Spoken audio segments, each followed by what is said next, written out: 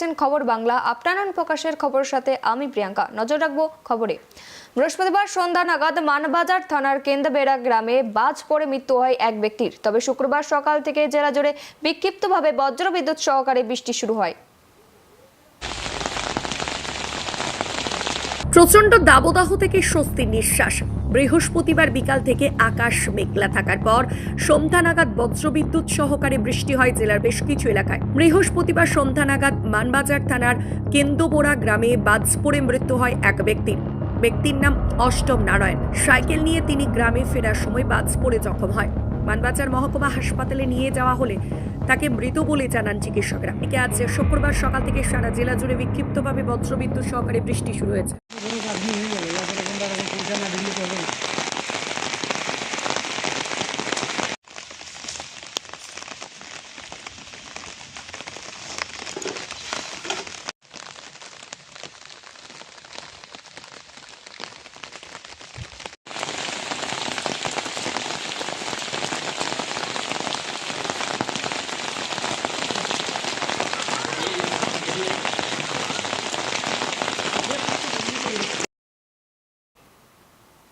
দক্ষিণ চব্বিশ পরগনা জেলার গঙ্গাসাগরে বৃহস্পতিবার নারায়ণ পুজো আয়োজন করা হয় এবং সেখানেই সন্ধ্যা আরতিকে কেন্দ্র করে আতশবাজি ফাটানো চলছিল। তখনই তুবড়ি ব্লাস্ট করে গুরুতর আহত হয় 13 জন। আহতদের তড়িঘড়ি উদ্ধার করে সাগর গ্রামীণ হাসপাতালে নিয়ে গেলে 4 জনের অবস্থা গুরুতর হওয়ার কারণে শুক্রবার দিন সকালে তাদের ডায়মন্ড হারবার হাসপাতালে স্থানান্তরিত করা হয়।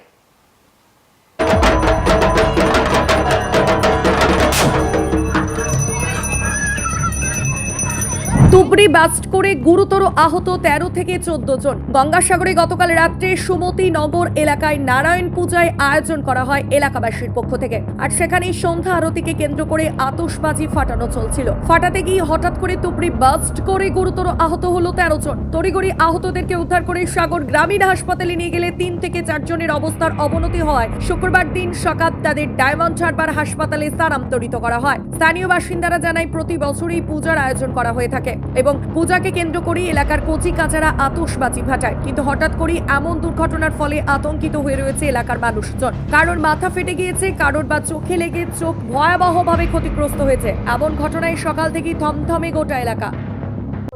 আমাদের এখানে নারায়ণ পুজো হচ্ছিল, ওই রাত্রি 10টার সময় সন্ধ্যা আরতি হচ্ছিল। ওই সময় ওই তুবড়ি তারাবাতি ওইগুলো জ্বালানো হচ্ছিল, ওই তুবড়ি ফেটে গিয়ে এই অবস্থা। তারপর ওই সবাই অসুস্থ, হসপিটালে নিয়ে যাওয়া হলো, ট্রিটমেন্ট হলো। যারা ঘোরতর অসুস্থ তাদের রেফার করেছে। তারপরে ওই পুজো টুজো হওয়ার পরে সন্ধ্যাবেলা মানে রাত্রি 8টার দিকে 9টার দিকে হচ্ছে এই যে আরতি হচ্ছিল, গান হচ্ছিল, গান বন্ধ করে দেওয়া হয়েছে, তার আরতি হচ্ছিল।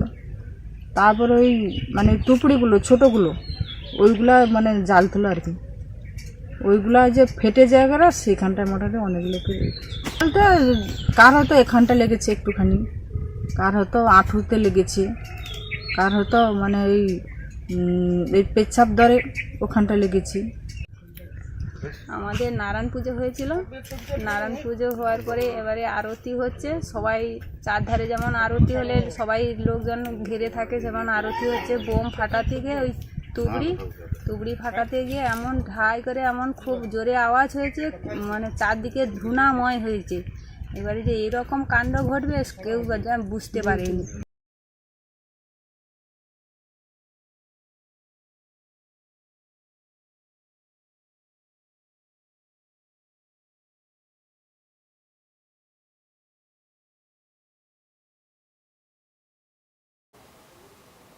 ভারতের ছত্তিশগড় রাজ্যের দক্ষিণাঞ্চলে বৃহস্পতিবার এক ভয়াবহ সংঘর্ষে 19 জনের মৃত্যু হয়।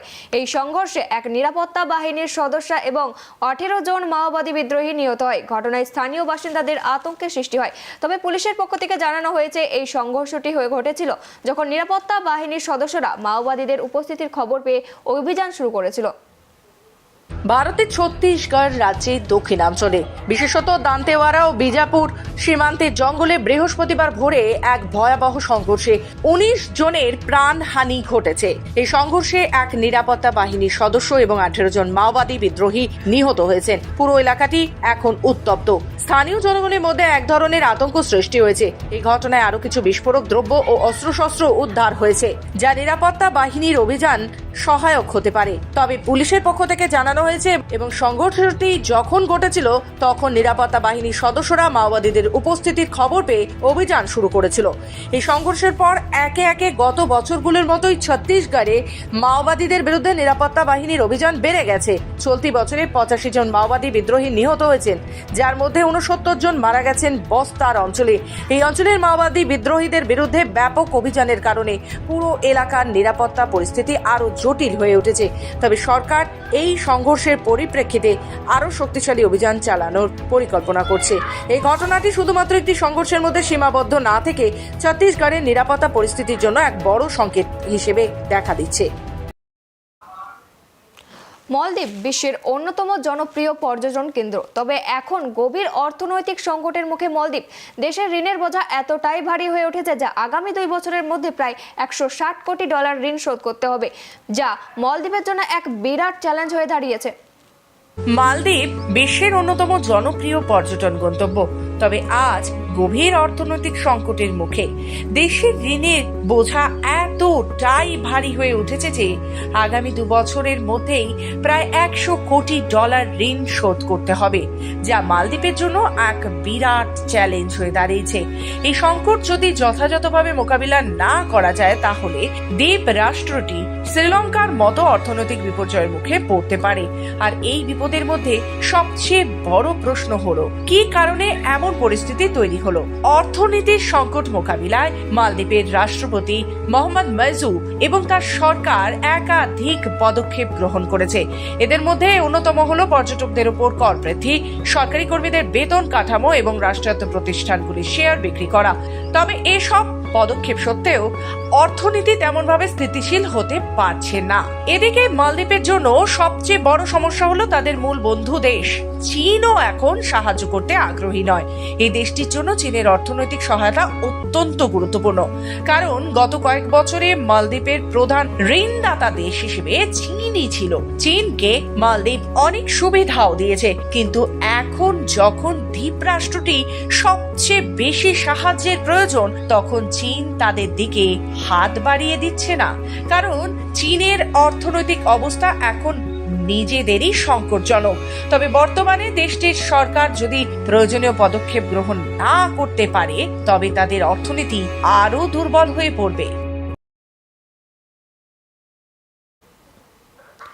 ভারতের রেলওয়ে কর্তৃপক্ষ একটি বড় সিদ্ধান্ত গ্রহণ করেছে, যার ফলে স্টেশনে অতিরিক্ত ভিড় নিয়ন্ত্রণে একটি নতুন পদক্ষেপ নেওয়া হবে।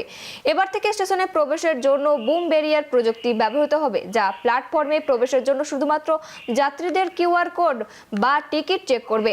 এই স্টেশনগুলিতে যাত্রীদের ও আত্মীয় পরিজনদের প্রবেশ নিষিদ্ধ হবে। রেলে যাত্রা করতে আসা এবং স্টেশনে আত্মীয় পরিজনদের বিদায় দিতে যাওয়ার যে ঐতিহ্য ছিল সেটি এবার থেকে এক নতুন অধ্যায়ের মধ্যে সূচনা হচ্ছে। ভারতের রেলওয়ে কর্তৃপক্ষ একটি বড় সিদ্ধান্ত গ্রহণ করেছে, যার ফলে স্টেশনে অতিরিক্ত ভিড় নিয়ন্ত্রণে একটি নতুন পদক্ষেপ নেওয়া হবে।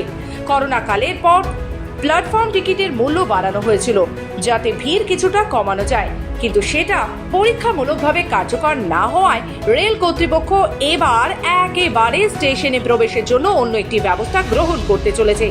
এবার থেকে স্টেশনে প্রবেশের জন্য বুম ব্যারিয়ার প্রযুক্তি ব্যবহৃত হবে, যা প্ল্যাটফর্মে প্রবেশের জন্য শুধুমাত্র যাত্রীদের কিউআর কোড অথবা টিকিট চেক করবে। স্টেশনগুলিতে যাত্রীদের আত্মীয় পরিজনদের প্রবেশ নিষিদ্ধ হবে, যাতে স্টেশনগুলির ভিড় কিছুটা কমানো যায়। রেলওয়ে সূত্রে জানা গেছে যেসব স্টেশনে প্রতিদিন 15,000-এরও বেশি যাত্রীদের যাতায়াত হয় সেই সব স্টেশনে এই বুম ব্যারিয়ার বসানো হবে। এমন স্টেশনের মধ্যে কলকাতার হাওড়া, শিয়ালদা স্টেশনও রয়েছে। এই সিদ্ধান্তের ফলে যাত্রীরা এখন শুধুমাত্র টিকিট বা কিউআর কোডের মাধ্যমে স্টেশন প্রবেশ করতে পারবে, যার মাধ্যমে আত্মীয় পরিজনদের ট্রেনে চড়ানোর ঐতিহ্য এখন আর থাকবে না। রেলওয়ে কর্তৃপক্ষর এই পদক্ষেপটি প্রথমে পাঞ্জাবের আম্বালা, চণ্ডীগড় এবং মাহালি স্টেশনে পাইলট প্রজেক্ট হিসেবে চালু করেছে। পাইলট প্রজেক্টে এই ব্যবস্থা কার্যকরী হলে এটি দেশের অন্যান্য বড় স্টেশনেও বাস্তবায়িত হবে। সিকিম যাওয়ার প্ল্যান অনেকেরই থাকে, তবে এবার সরকারের নয়া নিয়মে অধিকাংশ পর্যটকই খুশি নয়। এবার থেকে ছুটির মতো সুন্দর পাহাড় ঘেরা প্রতিবেশের রাজ্য পর্যটক হিসেবে পা রাখলেই দিতে হবে প্রবেশ মূল্য। এন্ট্রি ফি নেবে চীনের সরকার। মূলত পরিবেশ রক্ষা করতেই এই ফি নেওয়া হবে। সিকিম, যা শুধু বাঙালিদের বলবো না, দেশ বিদেশের বহু মানুষের কাছে বেশ পছন্দের জায়গা। সারা বছর এই রাজ্যে পর্যটকদের ভিড় দেখা যায়। বসন্ত উৎসবের রেশ রয়েছে এখনো, তারপর আবার নববর্ষ, আর তারপরে গরমের ছুটি। গ্রীষ্মের এখন তীব্র চোখ রাঙানি ক্রমশ বেড়েই চলবে। এমন সময় ছুটি পেলে দুদণ্ড শীতল জায়গায় সময় কাটানোর ইচ্ছে থাকে সকলেরই। কিন্তু দূরে না হোক, ঘর থেকে দুপা ফেলে দার্জিলিং সিকিম যাওয়ার প্ল্যান থাকে অনেকেরই। সাধ্যমতো খরচে দারুণ বেরোনো, কিন্তু এই সহজ পরিকল্পনা এবার কিছুটা ভাটা পড়তে চলেছে। সিকিম বেড়াতে যাওয়ার খরচ কিন্তু বেড়েই চলেছে। সেখানকার সরকারের নয়া নিয়মে অধিকাংশ পর্যটকই অখুশি। এবার থেকে ছবির মতো সুন্দর পাহাড় ঘেরা প্রতিবেশী রাজ্যে পর্যটক হিসেবে পা রাখলেই দিতে হবে কিন্তু প্রবেশ মূল্য। মাথাপিছু 50 টাকা করে এন্ট্রি ফি লাগবে। সিকিম সরকার মূলত পরিবেশ রক্ষা করতে এই ফি নেওয়ার কথা ভেবেছেন। হোটেলে যখন পর্যটকেরা চেক ইন করবে তখন তাদের এই এন্ট্রি ফি নেওয়া হবে। তবে যদি আপনি পর্যটক হলে শুধুমাত্র এই প্রবেশ মূল্য দিতে হবে। সরকারের কাজে গেলে এই অর্থ আপনার লাগবে না। 5 বছরের কম বয়সী কোনো শিশুকে নিয়ে বেড়াতে গেলে তারও কোনো এন্ট্রি ফি লাগছে না। যে হোটেলে আপনি প্রথমে উঠছেন সেখানে এই টাকা জমা দিলেই তারাই রাজ্য পর্যটন সংস্থা স্থায়ী তহবিলে তা পৌঁছে দেবেন। মাত্র 1 মাসের সিকিম ট্যুরে যদি আপনি হোটেলে বদল করেন তাহলে পরবর্তী হোটেলে আর কোনো এন্ট্রি ফি লাগবে না। একবার এন্ট্রি ফি দিয়ে 30 দিন পর্যন্ত রাজ্যটিতে আপনি অবস্থান করতে পারবেন। তবে যদি কোনো পর্যটক 1 মাসে 2 বার যান, অর্থাৎ একবার ঘুরে এসে ফের সিকিম আবার যান, সেক্ষেত্রে 2 বারই আপনাকে এন্ট্রি ফি দিতে হবে। মূলত যে হারে পর্যটকের সংখ্যা বাড়ছে তাতে পরিবেশ রক্ষা করা খুবই জরুরি। পরিবেশ যাতে নষ্ট না করে পর্যটকদের আতিথেয়তা দেওয়া যায় তার জন্যই এই এন্ট্রি ফি নেওয়া হবে। চলতি মাস থেকেই চালু হচ্ছে এই নিয়ম। বিস্তারিত খবর এখনকার মতো এ পর্যন্তই। এরপর আরও খবর দেখতে নজর রাখুন খবর বাংলার পর্দায়। খবর বাংলা, খবরের খবরদারি।